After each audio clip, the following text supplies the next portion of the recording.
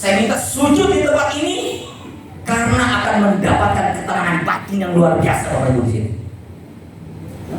Bu, saya kan nggak pernah cerita ya beberapa keajaiban dengan Bapak Ibu semua. Karena saya nggak punya anak yang saya bilang beberapa belas tahun.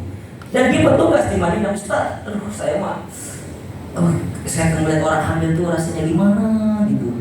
Kayaknya saya lihatin kapan ya istri saya bisa seperti itu. Ternyata benar bagi orang-orang yang mendapatkan anak Bapak Ibu, termasuk saya, ya lama lah punya teman. Itu kalau nanti ibu hamil seksi, Masya Allah, dilihatin, itu lihatin tuh Bu, senang gitu. Itu bagaimana kalau istri saya seperti itu tuh. Tetapi salahnya kita nggak sholawat tuh. Salahnya kita nggak minta tuh. Itu nggak terjadi tuh percepatan doa. Paham nggak? Nah makanya Bapak Ibu, itu teman saya datang ke Raudhah, dia tugas di Madinah, di Raudhah nggak begitu tuh ada kaitannya. Akhirnya nggak terjadi. Ketika itu dia paham, ilmunya paham, mawan arada dunya ba'da bil ilmi. Bapak kalau pengen kehidupan dunia nih harus punya ilmu. Kalau punya ilmu, itu nanti akan ketemu tuh jalan rezeki. Kalau orang udah ketemu jalan rezekinya, uang banyak. Yang masalahnya kan ini orang yang gak punya duit karena gak ketemu jalannya tuh. Kalau ketemu jalannya itu rezeki lancar tuh. Karena rezekinya lancar, kebutuhan ekonominya terpenuhi, betul gak Pak Ibu? Kan bisa berangkat kan akhirnya kan? Alhamdulillah.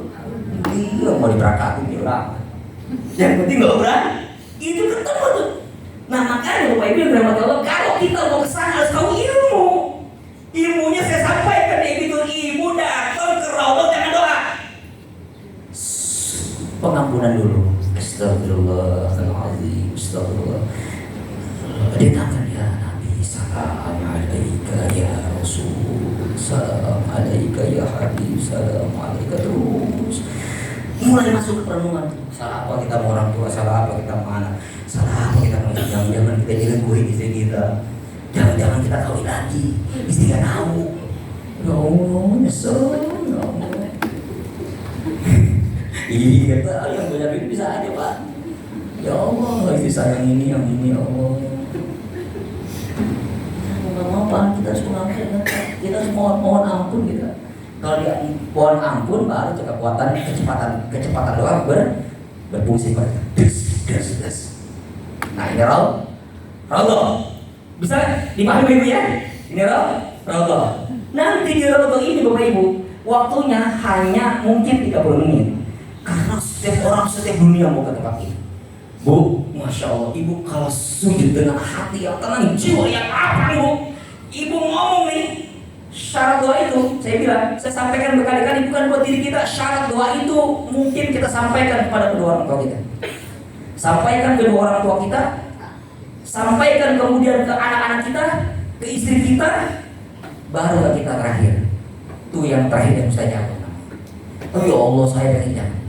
Saya minta Ibu doa-doanya seperti itu. Bisa dipahami ya?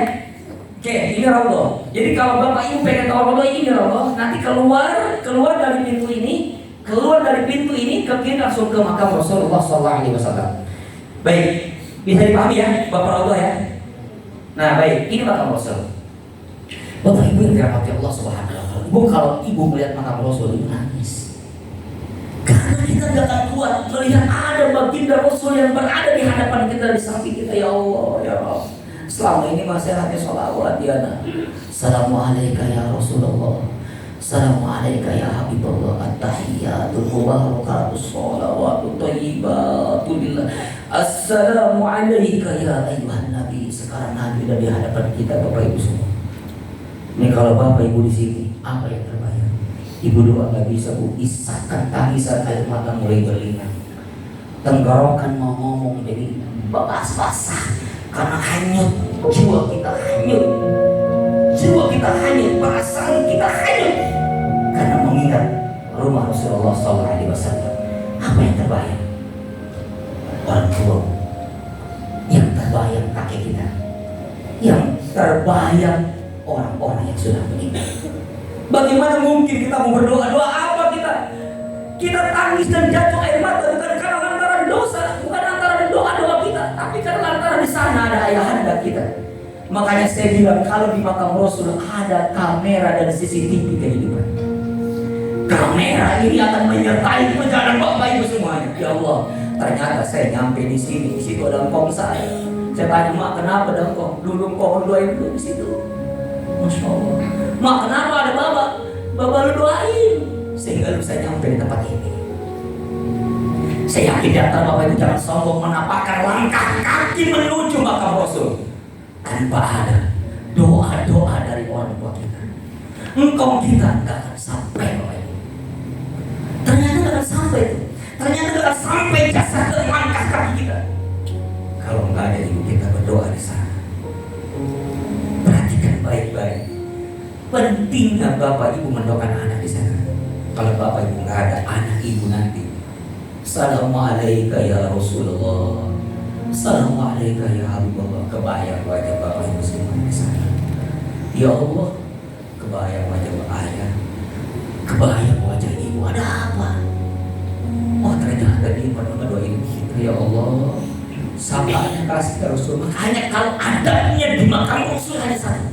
Ya Allah, saya anaknya bulan di bulan. Semoga syafaat saya mengalir kepada ayahanda saya, ya Allah. Semoga syafaatnya hari Rasulullah mengalir kepada ibu dan ibu. Di saat itu terus meminta kepada kedua orang tua kita, bukan kepada kita. Kenapa? Kalau ini syafaat jatuh kepada kedua orang tua kita, insya Allah jatuh juga ke kita semua. Baru yang terakhir, ya Allah, ya Rasul, saya anaknya bulan bin bulan bisa datang ke sini. Cuma saya hanya sendirian ya Rasul. Uangnya cuma bisa nyampe sendiri. Doain ya Rasulullah dengan syafaatmu semoga saya dapat rezeki. Saya nggak bisa mampu bergandengan dengan suami menuju ke rumahmu ya Rasulullah. Ya Rasul, saya pengen bawa anak saya ya Rasul. Uangnya nggak ada. Ngomong Pak, ngomong Pak Rasul. Uang saya belum cukup. Saya masih nabung. Saya masih lihat dari perusahaan dan itu gagal. Malu Pak, Bapak gak usah khawatir di makam Rasul, Bapak gak usah malu. Tendernya ngomong aja gagal, perusahaannya ngomong aja gagal. Sehingga kalau saya nanti ya Allah, tender saya menang, saya berjanji di hadapanmu ya Rasulullah, di hadapan Sayyidina Abu Bakar, di hadapan Sayyidina Umar, saya pengen bawa anak saya ke sini biar bisa melihat wajahmu ya Rasulullah kalau nanti dia akhir. Bapak Ibu, perhatikan baik, ini hadis Bu. Ibu sedih kalau nggak hadis ini. Saya kalau nggak hadis ini berkali-kali Bu. Bukan hanya syafaat yang saya lihat. Pertama, syafaat yaumul qiyamati haqqun. Wa man lam yu'min biha wa lam yakun min ahliha. Syafaatku nanti di hari kiamat adalah benar. Barang siapa yang tidak percaya dengan syafaatku, berarti dia bukan termasuk dari umatku. Tetapi saya sedih ketika melihat manzaroni kana ma'i fil jannah. Barang siapa hambaku yang menjarahiku, kata Nabi, kana ma'i fil jannah, kelak nanti di surga bersamaku, kata Rasulullah SAW. Saya meminta pada ibu pengen ke surga bersama Rasul? Ibu pengen gak bisa bersama Rasulullah kelak di surga? Dasar itulah yang meyakinkan ruhul ibu, ruhul masyarakat, ruhul insan yang mengakibatkan setiap langkah derai air mata ibu rindu kepada Rasulullah SAW. Itu sampai. Tapi kalau Rasul gak rindu, ibu gak akan ada di sini dengan itu. Kalau Allah gak rindu dengan kepada Bapak Ibu semuanya, ada halangan aja yang membuat Bapak Ibu gak bisa berangkat. Apa yang bisa berangkat? Yang pertama takdir Allah. Yang kedua ibu punya waktu. Yang ketiga ibu sehat. Yang keempat ibu punya rezeki. Tapi jangan sombong. Ada orang yang gak punya duit yang bisa nyampe ke makam Rasul. Ibu kalau mau tahu lihat saya. Di belakang saya ada Pak Mul. Pak Mul ini ada Pak Mul dari Ciledug, ada Pak Mul dari Tangerang. Orang ini saya ajari setiap hari ngaji. Pak Mul mana? Angkat tangan. Orang ini setiap hari saya ajarkan bagaimana cara membaca Al-Quran dalam waktu 40 jam plus dengan tafsirnya. Tapi keberadaan saya dengan menggunakan jasa itu. Saat saya sedang melihat dan mencari dari diri saya ngabdi dan saya gak minta dibayar untuk ngaji di masjid. Betul gak Pak Mul? Tetapi dengan ketulusannya beliau mengumpulkan dan kemudian kasih ke saya. Saya sedih saat itu karena saya tidak punya anak. Saya sedih dengan istri saya nggak kerja, tapi saya mau nyari pahala. Nah, kalau mau nyari pahala itu sudah Pak Mul. Yang kemudian di masjid itu saya hanya meminta nilai-nilai keberkahan. Saya minta sholawat ya Bu.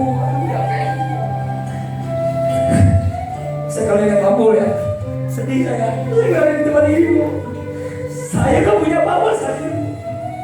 Pak Mul, hari Pak Mul, Ayunda. Saya minta dibaca sholawat. Subhanallah Bu, saya ngabdi membaca Al-Quran, tafsir saya ajarkan. Tanpa saya sadari sholawat saya berfungsi. Istri saya hamil. Istri saya dikatakan hamil. Ibu tahu? Itulah saya melakukan terakat sebenarnya. Terakat batin Bapak Ibu. Makanya Allah pilih mungkin saya bisa hadir di makam Rasul. Kita ada guru ngaji, tapi kan bisa terkasih sama sebenarnya bisa datang ke makam Rasul yang kemudian itu gratis Bapak Ibu semua. Ibu tahu yang saya lakukan? Itulah terakat saya.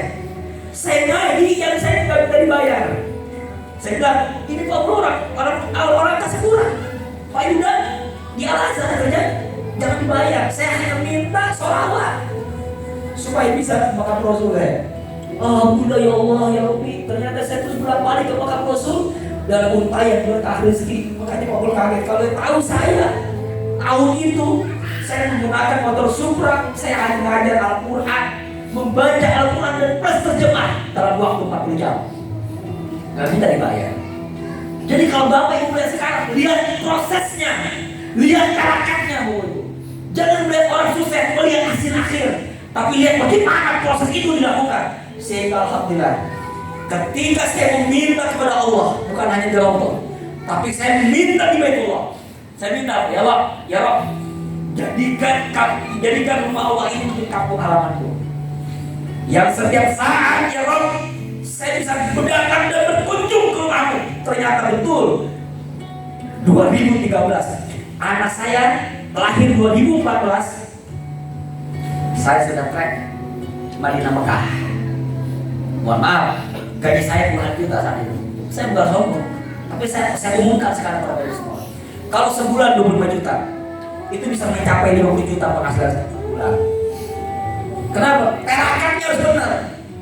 Jadi kalau mau duit puluhan juta, gampang-gampang aja. Terakatnya perlu benar, nawainya harus benar. Gaji saya saat itu masih orang 5 juta, saya udah 25 juta gaji saya. Tahun berapa? 2015, 2016 Pak Mul. Makanya saya bisa beli ini, bisa beli itu udah puluhan juta gaji, 25 juta gaji dari perusahaan. Plus bolak-balik, belum lagi dapat uang ini uang ini. Makanya saya bilang, coba nih, pantengin nih jiwa kita nih. Bapak Ibu rugi kalau datang ke Baitullah, kalau datang ke makam Rasul nggak tahu ilmu nih. Saya mau berbagi ilmu, sujud. Ini jamaah editor nggak mungkin nyampe 1.300 lebih sampai 1.400 kalau kita nggak sujud di sana dan berdoa di sana. Bu, banyak yang heran Bu. Editor perusahaan baru, ya orangnya lama, perusahaannya baru. Kok bisa nyampe segini jamaahnya? Kok bisa nyampe hampir setiap keberangkatan sebulan 4 kali, bahkan sebulan 3 kali, ada apa? Ya, bukan ada apa, bukan hebat, tapi Allah ridho, Rasul ridho dengan kita. Saya yakin. Kenapa? Karena saya ngajarin. Saya minta pada jamaah di Jabal Sur, mohon maaf, di Gua Hiro, di mulut Gua Hiro, saya minta Al-Fatihah. Sebagaimana turunnya kemuliaan Al-Quran diturunkan di Gua Hiro, saya minta kemuliaan itu terjadi di Editor. Tanggal 23 Februari saya ulas sejarah itu. Saya minta Bapak Ibu semua dulu saat itu Editor masih calon, sekarang Editor sudah punya SK Bapak Ibu. Dan sebentar lagi hanya tinggal menunggu waktu Syawal sebelum haji, Editor masuk pada proses PIHK, penyelenggara ibadah haji khusus. Kenapa? Karena itu sudah mencapai 1000, sekarang 1350, lebih 350.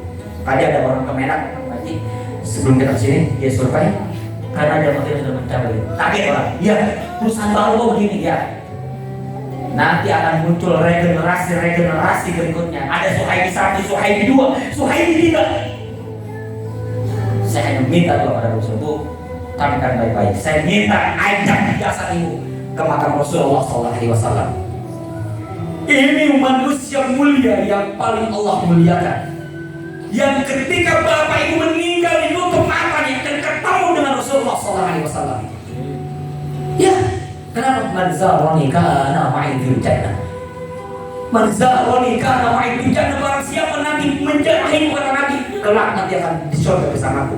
Bu, orang Indonesia itu kalau mau lebaran munggah, bisa ketemu dengan ibunya, bisa ketemu dengan ayahnya. Ibu munggah juga, lebaran juga, dan insya Allah bisa bertemu dengan Rasulullah SAW. Di samping Rasul Bapak Ibu ada Sayyidina Abu Bakar Siddiq. Di samping Rasul ada Sayyidina Umar Ibn Khattab. Kenapa mereka di sampingnya? Karena dia ada sahabat-sahabat Rasulullah. Maka jangankan di surga, di dunia ini ditemuin. Di samping Sayyidina Abu Bakar ada Sayyidina Umar, orang yang setia atas perjuangan Rasulullah SAW. Bu, nanti Bapak Ibu ke sana, Bapak Ibu akan berdoa, ya Nabi salam alaika, ya Rasul salam, salam alaika, assalamu alaika ya Rasulullah, assalamu alaika ya Habibullah, assalamu alaika ya Sohbatullah. Maju sedikit. Assalamu alaika ya man antaqana lahu kullahu bi hubbillahi wa hubbi Rasulullah. Assalamu alaika ya Umar ibn Khattab. Asyhadu an la ilaha illallah wa asyhadu anna balagha risalata wa ataita al-amanata wa nasahta al-ummah wa jahadta fi sabilillah sallallahu alaihi wasallam. Ini baru makam Rasul. Bu, kemudian nanti baru syafaat itu berjalan pada kita semua. Saat itu terus berjalan. Insya Allah, kalau bapak dan doa ibu mau mustajabah, lakukan itu. Ini tempat yang sangat mustajabah. Artinya makam Rasul. Jadi ada pintu Babus Salam, ada Babu Jibril. Nanti ada pintu keselamatan dari Babus Salam, kita masuk keluar dari Babu Jibril. Babu Jibril itu ada bacaannya Bismillahi wassalatu wassalamu ala Rasulillah. Bismillahi wassalatu wassalamu ala Rasulillah. Jadi ada pintu Babu Salam, ada Babu Jibril. Jadi ada bab keselamatan, ada Bab Jibril. Itulah yang kemudian doa-doa ibu di sini mustajab. Baik. Kemudian kita lanjut ya. Di sini ya. Di sini itu ada lagi baki. Ini kalau yang tadi saya sebutkan jamaah yang kemarin meninggal, bisa dimakamkan di Baki atau bisa juga dimakamkan di Uhud. Saat ini Baki sudah penuh Bapak Ibu semua. Ya, coba kita perhatikan baik. Ini Baki ya. Baki ini Bapak Ibu. Ini Jannatul Baki. Ini sayangnya Sayyidina Utsman bin Affan tidak dimakamkan di makam Rasulullah SAW. Sayyidina Utsman tidak berada pada posisi sehebat Sayyidina Abu Bakar dengan Sayyidina Umar. Karena ketika Rasulullah SAW berada di telaga, namanya ada sumur. Sumur itu ketika Rasulullah SAW kemudian tidak mau dikandung saat itu Rasul, kemudian datang, kemudian sahabatnya Sayyidina Abu Bakar, siapa itu? Sayyidina Abu Bakar, ya Rasulullah silakan masuk. Rasul sedang duduk dan kakinya diayunkan ke sumur, ada telaga, diayunkan, dikepak-kepak oleh kakinya. Datang Sayyidina Abu Bakar, kemudian Sayyidina Abu Bakar berada pergi di samping rumah Rasul, di samping Rasulullah SAW. Terus kemudian datang lagi Sayyidina Umar, Assalamualaikum. Siapa dia? Umar, ya Rasul. Silakan masuk, kata Rasul. Masuk. Ketika masuk, kaki juga dikepakkan di air. Rasul bilang, ya Sayyidina Abu Bakar, oh ya Sayyidina Umar, kelak nanti kalau kita berada pada posisi, kita nanti akan berada di surga, insya Allah bersama kita semuanya. Dan kita akan dimakamkan di tempat yang sama. Jadi itu Rasul sudah ngomong. Artinya Sayyidina Abu Bakar, Sayyidina Umar akan berada di tempat yang sama. Lalu kemudian ada Sayyidina Utsman datang. Sayyidina Utsman datang, kemudian ketika dia mau duduk, udah nggak muat tempatnya. Akhirnya di mana? Sayyidina Utsman bin Affan dimakamkan di sini. Di mana? Di Jannatul Baqi. Di Jannatul Baqi Sayyidina Utsman bin Affan dimakamkan di tempat ini, orang yang paling disebut dengan Dzunurain. Orang Dzunurain yang memiliki dua cahaya besar. Kenapa? Karena dia telah memiliki Zainab dan Ruqayyah. Zainab dikasih meninggal dengan Sayyidina Utsman. Kemudian dikasih lagi Ruqayyah meninggal lagi. Makanya anak Rasulullah perempuan itu dua-duanya dipersembahkan kepada Sayyidina Utsman bin Affan. Sayyidina Utsman itu orang yang paling kaya raya, tapi dia pemalu. Malu banget. Rasul kalau pakai kaos oblong, itu kalau kata dengan Sayyidina Abu Bakar, biasanya itu pakai kaos oblong. Kadang Sayyidina Umar juga begitu. Ketika datang, Assalamualaikum, siapa? Ya Aisyah, Sayyidina Utsman. Ditaruh baju. Kenapa? Kenapa engkau kalau ada Sayyidina Utsman memakai baju? Karena Sayyidina Utsman pemalu. Tetapi hartanya bukan malu-malu ini. Hartanya Masya Allah. Makanya Sayyidina Utsman dengan Sayyidina Abu Bakar juga bersaing secara harta. Kenapa? Karena ketika Sayyidina Abu Bakar hijrah dari kota Makkah menuju Madinah, itu ditegur Bapak Ibu. Wahai Sayyidina Abu Bakar, kalau engkau ingin berhijrah bersama Rasulullah SAW, apa yang akan kau tinggalkan untuk anak dan istrimu? Mertuanya ngomong gitu, ya betul. Aku akan hijrah bersama Rasulullah. Tetapi wahai mertuaku, di bawah lantai ini ada lempengan emas yang setiap saat istriku bisa mengambil. Masya Allah. Lempengan emas itu ditambahkan berapa gram? Sayyidina Abu Bakar lempengan, apalagi Sayyidina Utsman, apalagi Abdurrahman bin Auf. Jangan sombong Bu, nggak ada apa-apanya kita. Ibu tahu Sayyidah Fatimah Az-Zahra itu dilamar sama Sayyidina Utsman, tahu berapa? Berapa puluh ekor unta dan berapa puluh miliar uang yang dibawa, ditolak sama Fatimah Az-Zahra. Ibu tahu bagaimana bagaimana Abdurrahman bin Auf bawa berapa ribu dinar, dikabarkan hampir 100 miliar kalau dirupiahkan. Dengan unta merah itu 100 ekor unta merah, harga unta merah saat ini 3,5 miliar. Kalau 100 ekor unta berapa? Ditolak oleh Fatimah Az-Zahra. Fatimah Bu, enggak matre ya? Enggak ya? bukan masalah matre tidak matre, karena ini petunjuk Allah. Datang Sayyidina Ali kepada Rasulullah, ya Rasul, saya ingin meminang putrimu, apa yang kau punya ya Sayyidina Ali? Ya wajar lah mertuanya ngomong gitu, anaknya nggak makan. Kata Sayyidina Ali, ya Rasul, engkau tahu keberadaan diriku dari apa yang tahu tentang diriku. Aku hanya punya sebilah pedang dan baju besi dan 1 ekor unta. Ya, kalau aku ambil unta itu sebagai mahar anakku, engkau gak punya apa-apa, gak bisa nanti untuk berkebun. Kalau aku ambil 9 pedang, karena engkau biasa perang, akan terhubus engkau. Tapi kalau aku ambil baju perangmu untuk sebagai mahar, Fatimah Az-Zahra, oh, ternyata Fatimah yang kecantikannya mampu menembus hingga sana langit, itu dilamar sama Sayyidina Ali dalam keadaan tidak punya apa-apa. Jadi harta kekayaan itu luar biasa. Di sini makam ini ada makam Fatimah Az-Zahra, anak atau putri Rasulullah SAW. Di makam ini ada makam Abdullah, ada makam Ibrahim, anak Rasulullah SAW, ada makam Maimunah, serta istri Rasulullah. Jadi makam Sayyidah Fatimah, Sayyidah Aisyah. Ini lucu. Ini Sayyidah Aisyah, istri Rasulullah. Waktu Rasul meninggal itu persis di kamarnya. Di kamar Fatimah, di kamar Sayyidah Aisyah. Itu Aisyah udah senang, karena dia tinggal menunggu sisa-sisa umurnya ingin bersama Rasulullah SAW. Jadi kalau orang soleh itu ya bukan jadi sunnah sih. Itu Sayyidah Aisyah kan cantik Bu, cantiknya luar biasa, disebut Humairah. Jadi kalau orang Arab itu melihat Sayyidah Aisyah lagi tawaf itu sampai begini tuh, kejebur lah gitu. Kalau sekarang itu kejebur.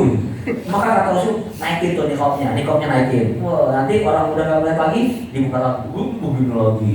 Itu nggak nikah lagi. Kenapa? Karena berharap bisa bertemu dengan Rasulullah SAW di surga nanti. Itu ditungguin tuh, datang bapaknya. Ya Sayyidah Aisyah, aku ayahmu Sayyidina Abu Bakar. Bolehkah aku ayahmu bisa bersemayam dan bisa berdampingan dengan makam suamimu? Ya bapaknya kamu menolak. Ya ayah, engkau adalah ayah.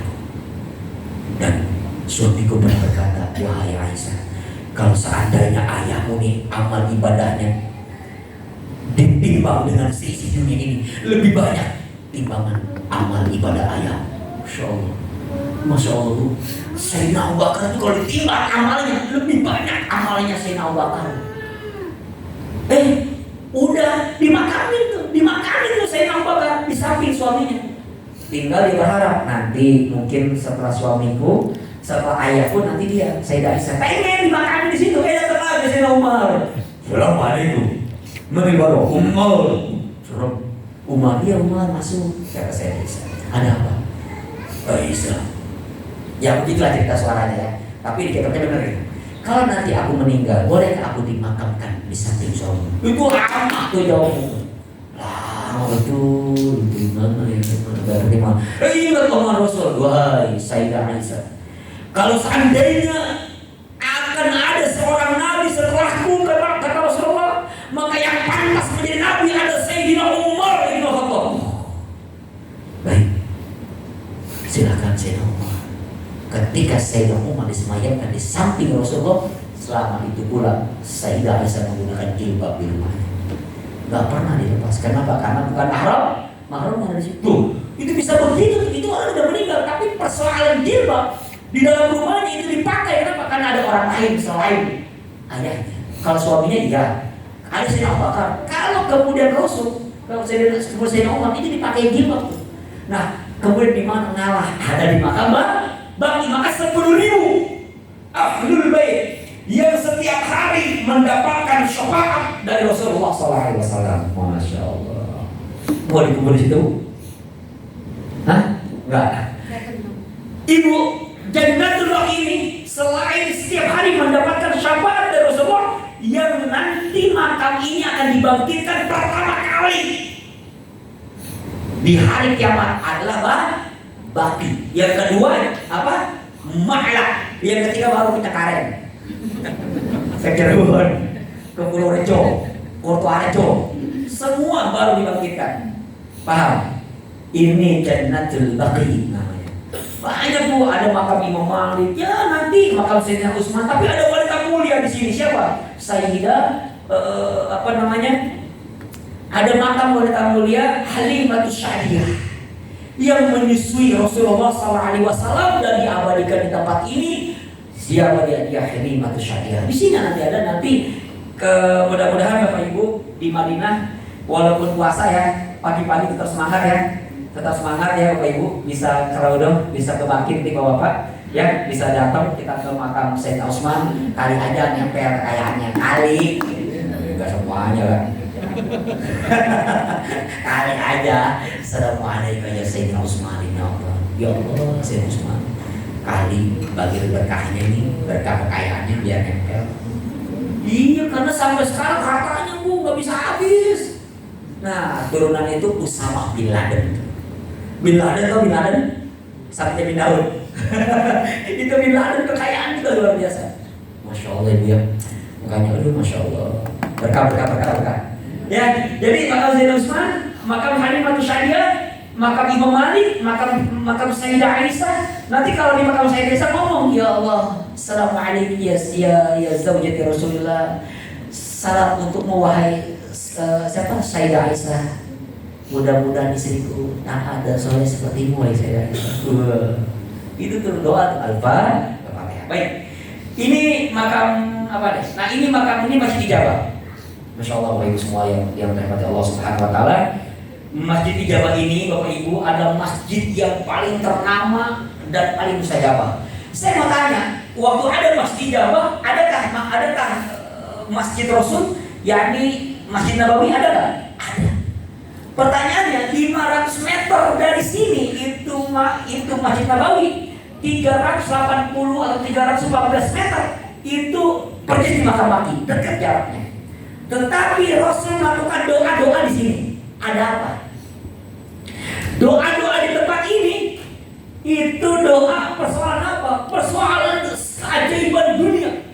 Apa itu? Bu, kalau Aceh itu bisa gempa, saya mau tanya, adakah yang musnah semuanya atau ada yang masih di saya? Gempa Aceh. Aceh tahu? Masih ada nggak yang hidup? Masih ada. Kalau gempa Cianjur kemarin, mati semuanya atau ada yang masih hidup? Itu doanya Rasulullah SAW. Ya Allah, jangan kau musnahkan umatku kalau ada bencana. Dalam satu keluarga pasti Allah sisain satu atau dua. Yang kedua, Rasul pernah ngomong, Bu, saya mau tanya di masjid Bapak Ibu semua, ketua masjid, ketua DKM, pasti ngomongin begini. Assalamualaikum warahmatullahi wabarakatuh. Kepada seluruh jamaah Masjid Baitul Nur, pada kesempatan hari ini kita sedang berduka. Inna lillahi wa inna ilaihi rajiun. Telah berpulang keramatullah Mang Kurdi bin Kisah Mamun, karena sudah 3 hari 3 malam gak makan. Ada nggak yang begitu? Hah? Ada nggak? Nggak ada. Itu doanya Rasul di Masjid Ijabah dua. Paham? Masya Allah, ada yang gak makan. Tega amat tuh ketua DKM. Berarti selama ini ketua DKM mikirin begitu aja, gak mikirin umatnya tuh. Berarti selama ini RW, RT gak mikirin tetangganya, ada yang gak makan keterlaluan amat itu di kampung. Itu doanya Rasul Bapak Ibu, itu ada, gak ada yang kayak gitu. Persoalan makan Allah jamin. Yang ketiga Bapak Ibu, apa doanya Rasul minta? Ya Allah, jadikan umatku satu. Atau kalau satu mah gak ada Golkar, gak ada P3, gak ada PDI, gak ada Hanura, gak ada segala macam. Kata dijawab, "Lau sya'allahu laja'alnakum ummatan wahidah." Ya Rasul, kalau aku ini Allah, kalau seandainya ingin menjadikan umatku satu, aku bisa. Nah, makanya saya minta di sini Bapak Ibu, kemarin tutup masjid ini karena ada perluasan jalan. Nanti Bu, di masjid ini sesekali, ya udah wajib sih, Ibu jalan aja, Bapak jalan aja. Nanti diantarin sama tugas kita yang mau tunjuk tangan, Bu kesini ya. Kesini langsung sholat, langsung doa. Itu namanya Masjid Ijabah. Masjid Ijabah, doa-doa kita semua akan dijabah oleh Allah Subhanahu wa Ta'ala. Masya Allah. Alhamdulillah sih Bu. Ya diantaranya editor doa di situ. Maka sehingga sampai hari ini saya pusing dikejar-kejar Musa Subhan selaku direktur marketing untuk paket berikutnya. Karena banyak yang minta. Banyak yang minta udah. Masya Allah Bu, udah dikejar-kejar kayak begini malah nasibnya malah nggak suka orang-orang. Baik, Allah Subhanahu ini masjid Ijabah. Ini masjid gua, Bu nih. Ada sejarah mengatakan, kalau mungkin Bapak Ibu di travel lain akan mengatakan begini. Ketika Rasul hijrah dari kota Makkah menuju Madinah, salah satu tempat yang dikunjungi adalah masjid gua. Betul nggak begitu? Salah. Ini sejarahnya benar nih, sejarah nabinya benar. Ternyata ketika Rasul mengendarai unta, di depannya adalah Sayyidina Abu Bakar. Itu tuh nih sampai ontanya di belakangnya kayak gitu. Naik onta, jalan kaki, naik onta di depannya Sayyidina Abu Bakar, di belakangnya Rasul. Ya kenapa? Bukannya nggak terbalik ya Abu Bakar ya? Kalau di depannya Rasulullah, aku di belakang ditanya, "Wa man anta?" Ada Muhammad, langsung dibunuh itu Muhammad. Kenapa? Karena lagi dicari. Dijadikan sayembara, barang siapa yang bisa membunuh Rasulullah dalam kali hidup atau mati, maka akan saya berikan 100 ekor unta. Tuh, akhirnya Bapak Ibu, di depannya Sayyidina Abu Bakar, di belakangnya Sayyidina depannya Sayyidina Abu Bakar, di belakangnya adalah Rasulullah jalan. Ketika jalan Bapak Ibu sampailah di sini, Bapak Ibu bukan di Masjid Kuba, artinya di Bi'rul Azhar. Nih, Bi'rul Azhar. Nih, Bi'rul Azhar nih, ini nih sejarah nih. Bi'rul Azhar itu sumur Azhar atau segi awal kolom, sumur yang memberikan kebahagiaan dunia dan akhirat, lahir batin. Rasul datang ke situ ada air, jadi ontanya disambut oleh Rasul. Engkau datanglah ke rumahku, mampirlah engkau ke rumahku ya Rasul. Ternyata onta ini nggak mau. Dan biarkan kata Rasul, ontaku ini bergerak, bertempat dan berhenti sesuai dengan maunya.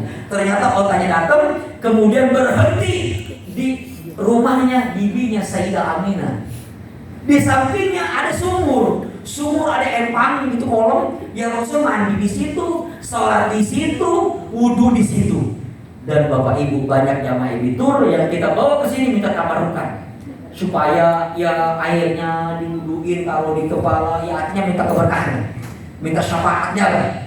Itu di sini, sholat di sini, mandi di sini, dia melihat tuh ada sebuah tanah yang namanya Kulsum bin Khadam punya tanah dibeli oleh Sayyidina Abu Bakar melalui Rasulullah, akhirnya dibangunlah yakni Masjid Quba. Nah ini makanya la masjidun usisa 'ala taqwa min awwal yaumin ahaqqu an taquma fihi rajulun yuhibbunahu wallahu yuhibbul mutatahhirin. Tidak ada masjid yang aku bangun di kota Madinah ini dan di bumi ini di atas dasar ketakwaan. Jadi bukan yang Masjid Nabawi.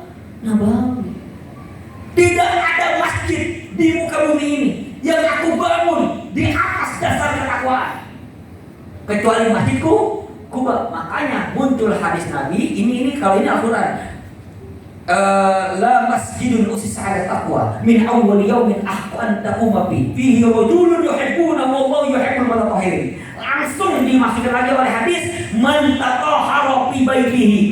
Barang siapa yang sudah dalam keadaan berwudu dari rumahnya, dari hotelnya, summa ata Masjid Quba, kemudian dia mendatangi Masjid Quba, fasalla alaihi sholatan, kemudian dia sholat di dalamnya, karena lahu ka'ajri umratin, dia telah mendapatkan nilai pahala umroh. Masya Allah. Pahala umroh itu apa? Al umratu ila umrati kafaratun lima bainahuma. Umroh itu penghapus dan penggugur dosa-dosa kita semuanya. Baru muncullah Masjid Nabawi. Nah, Masjid Nabawi lagi nih hadisnya nih. Kata Nabi, salatun di masjid hadza afdalu min alfi salatin. Salat di masjid itu mendapatkan nilai 1000 rahmat, 1000 kebaikan. Illa Masjidil Haram, kecuali Masjidil Haram. Wa salatun di Masjidil Haram afdalu min mi'ati alfi salatin di masiwa. Salat di Masjidil Haram itu mendapat nilai 100.000 rahmat kebaikan. Masya Allah. Oh, betul amat tuh. Bisa ke sini. Ya, baik. Kemudian ini wakaf. Ini bulan Ramadan, bulan suci, semua diperkatakan. Ada hal yang paling menarik di sini. Ibu gak bisa kan wakaf tanah, karena tanahnya masih gede-gedenya. Ya kan? Silakan. Bapak Ibu berwakaf di tempat ini, ya. Berwakaf di tempat ini, insya Allah nggak ada suaranya dia. Nih, wakaf di tempat ini, Bapak Ibu. Ya, diterangkan kuburnya. Nah ini nanti wakaf Bapak Ibu semua disortir. Jadi Bu, yang tadi saya katakan kemarin, jadi jamaah kita kan beli sendiri. Jadi ketika beli sendiri ada Al-Quran yang bukan Mushaf Nabawi. Jadi ketika bukan Al-Quran Mushaf Nabawi, dia udah bangga taruh aja di masjid. Ya Allah, ini Al-Quran buat orang tua saya. Ya Allah, mudah-mudahan diterangin kuburnya. Ya Allah, diampuni dosa-dosanya. Mudah-mudahan ya Allah, orang tua saya dijadikan kuburnya menjadi tamu dari tamu surga. Baru ditaruh tuh, jadi disamperin sama petugas. Jadi disamperin sama petugas Masjid Nabawi, disamperin. Apa yang terjadi? Tiba-tiba Bapak Ibu Al-Quran diambil lagi. Dia lihat tuh peristiwa itu. Ustaz, Al-Quran saya diambil lagi Ustaz.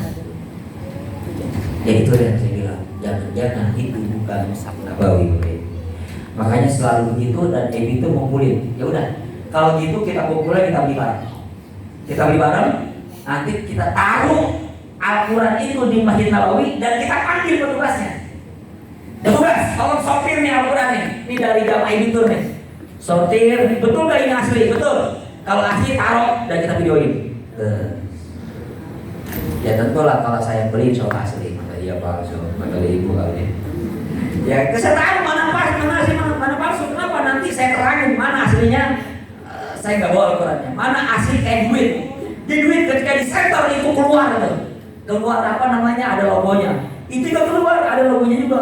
Logonya Mushaf Nabawi Asy-Syarif. Wah itu logonya keluar.